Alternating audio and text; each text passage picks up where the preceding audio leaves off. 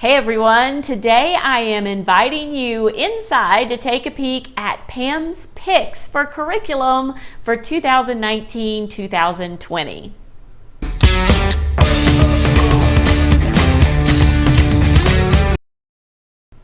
Hi everyone, I'm Pam Barnhill and I help homeschool moms find freedom and flexibility in homeschool planning.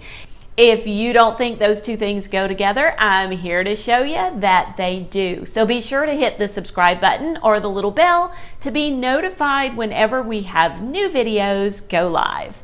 Okay, so in today's video, I am sharing with you all of my curriculum picks for the 2019-2020 school year. This year, we have our very first high schooler. We have a 9th grader, we have a rising 7th grader, and we have a new 4th grader as well. And so this is what we're going to be doing for homeschool curriculum this year. I'm going to start with our picks for our skill area subjects. So these are your subjects like math and writing and things like that you really need to beef up those skills and do them regularly because you're going to use these skills pretty much for the rest of your life.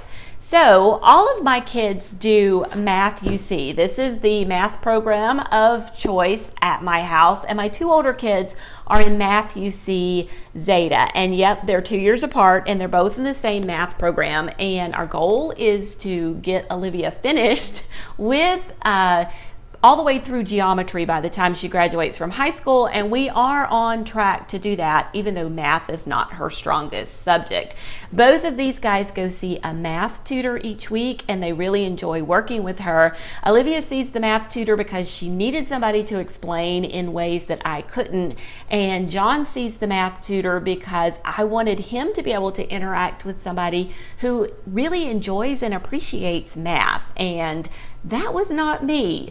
And so that's why he goes and spends time with the math tutor, even though he's a little bit more accelerated in math. Now, Thomas is also doing Math UC. He's doing Math UC Gamma.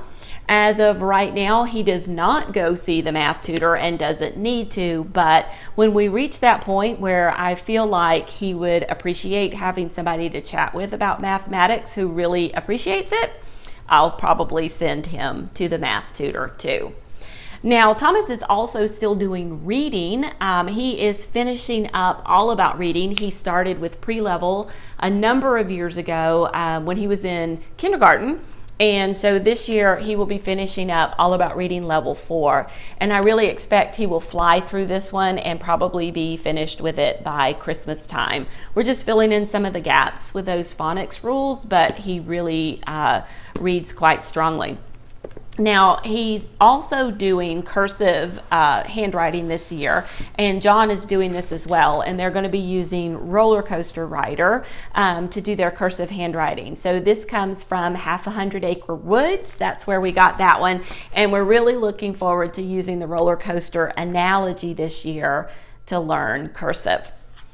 Now, for spelling for all of my kids, well, for 2 of my kids, they all started in these programs. We do all about spelling, and Thomas is he's going to be finishing up all about spelling level 2. He's over halfway there, so he'll be finishing that this year and then starting 3. And then John is almost done with all about spelling level 3. So they're both going to be doing those, and they both started with 1 a number of years ago.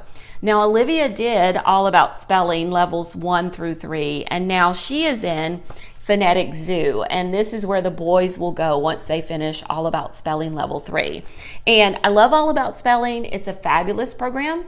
It is a little more teacher intensive than Phonetic Zoo. Phonetic Zoo is something that they can do almost independently, and so that's why I switch them over to this program from IEW. Now, if for some reason any of the kids get into Phonetic Zoo and start to struggle with the way this program is set up, I have no problem going back and finishing the remaining levels of all about spelling. But if I can take a little bit of work off my plate, I do by moving them to this particular program. So those are most of our skill-based subjects. We will be doing one skill-based subject at co-op, and that is our writing class. So we meet with our co-op one time a week, And during that time, it's pretty academic. All of the kids go to the same classes on their own level. So Thomas is at one level and the two older kids are at another level.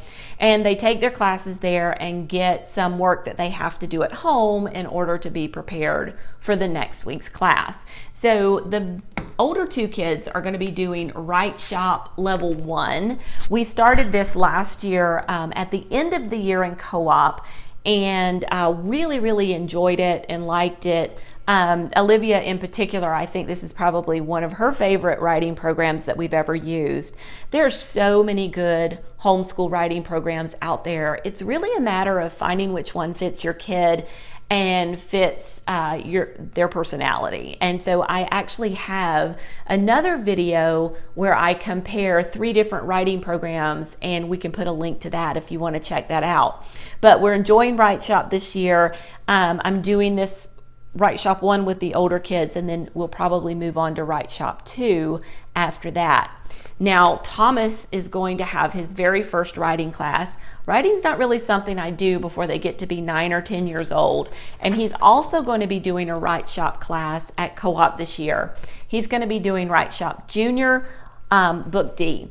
And actually, I teach both of those classes. All the moms at co-op elect me to teach writing, ready or not. The other class that they're going to be taking at co-op this year is biology, and we're going to be using elemental science biology. This is biology for the logic stage, and all of the kids will be doing this level of biology. Now, Thomas's class will be doing it kind of at a modified level. They'll be using different books, and we're going to make their own lab pages. We felt like this book here was probably a little bit too writing intensive for those 4th and 5th graders. So we're going to come up with some different lab sheets for them to use for the experiments, but they're going to be following the same scope and sequence of this book, and the teacher's going to be using this material to teach them. Now, the older two kids are going to be doing this one more as written. It's designed for middle school up through 9th grade, and this will be Olivia's 9th grade biology credit as well. So we're really looking forward to diving into this one, and I'm glad that somebody else is going to be doing all the dissections, and I don't have to do any of that. Now, the materials that I don't have here to show you are for another class that we're going to be doing at co-op, and that is the Trail Guide to World Geography. We decided to take a year off history this year. My whole co-op decided that it would be a lot of fun to spend a year studying cultures and world geography, and so we're going to do that instead. So we're going to be using the Trail Guide to World Geography materials from Geography Matters. And the great thing about that is it works for every level in your family. So from the younger elementary kids to the middle elementary and middle school kids, all the way up to Olivia in high school, she's going to be able to get a high school geography credit. She's going to do a little bit more work than the boys are going to have to do to get that credit, and we're going to supplement that here at home with Mapping the World with Art, which is a program. It's a digital program from Ellen McHenry, and so we're really looking forward to that one as well. Now, as for electives, 2 of the kids take music, and so they'll be doing that. Olivia takes dance each week and karate, so that's going to handle her PE credit. And then she's also going to do some executive function classes online, and she has expressed an interest in photography, so I have a little photography class that she's going to do 1 semester of that.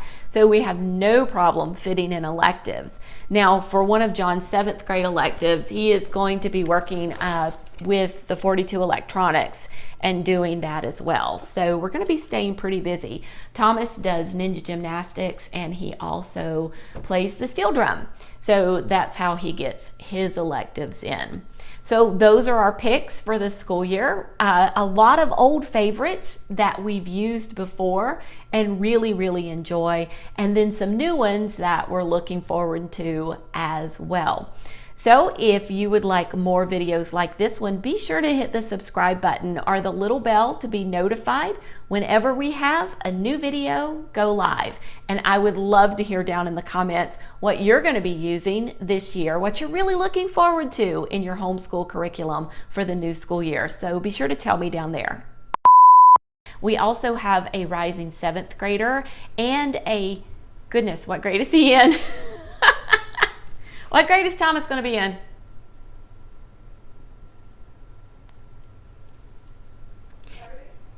I think he's going to be in 4th.